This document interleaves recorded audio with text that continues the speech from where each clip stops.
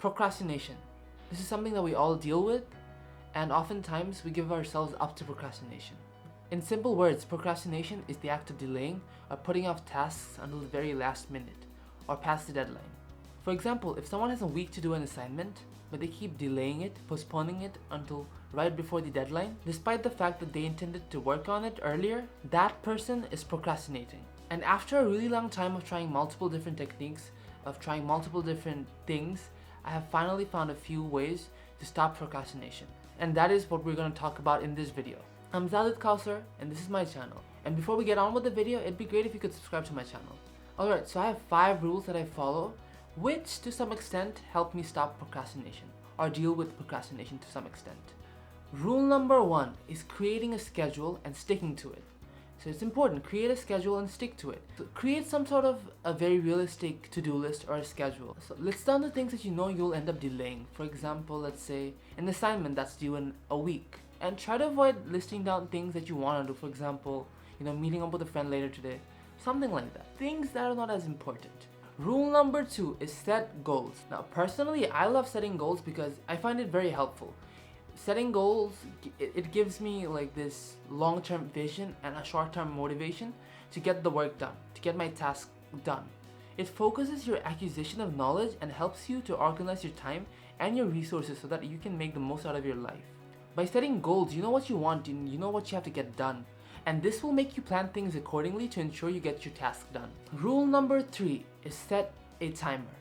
This is a fairly easy one to do. All you have to do is follow a time management strategy such as the Pomodoro technique, or you can download a timer app on your phone or iPad or anywhere. So what this is going to do is basically this is going to encourage you to work with the time that you set rather than against it. An example can be studying maths for 25 minutes and then taking a 5-minute break and then doing it again for 25 minutes, taking a 5-minute break. Let's say we do 4 sets of this 30-minute timer routine. Personally, I love using this technique when I feel very demotivated to study, and this helps a lot.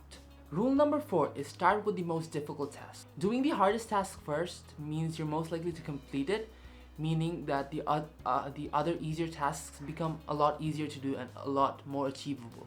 Willpower. It has a ceiling and doesn't last. Getting the hardest tasks out of your way allows you to coast and creates a positive mood, which increases productivity, thus giving you the motivation to get on with the easier tasks. Rule number 5, and I find this rule very interesting, and I think it's one of the most important rules. So, rule number 5, that is reward yourself.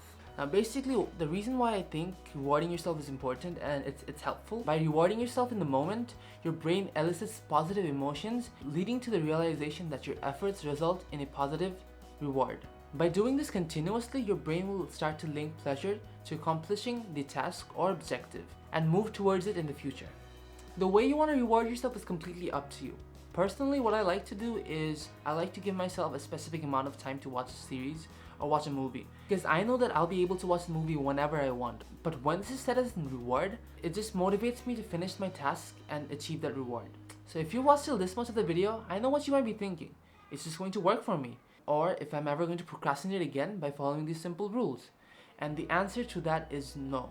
Well, I hate to break it to you, but procrastination does not have a solid cure. But these few rules, it will help you avoid procrastination in the long run, and it will also help you be a lot more productive.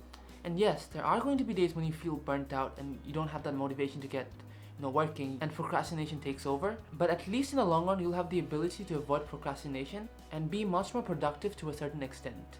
Anyways, that's it for this video. I hope you all liked it, and I just hope that this was helpful to a lot of you. And if you guys did like it, make sure to subscribe to my channel, like this video, and share this with everyone you know so that they can see my videos. And yeah, that's it for this video. I'll see you in the next video, so bye.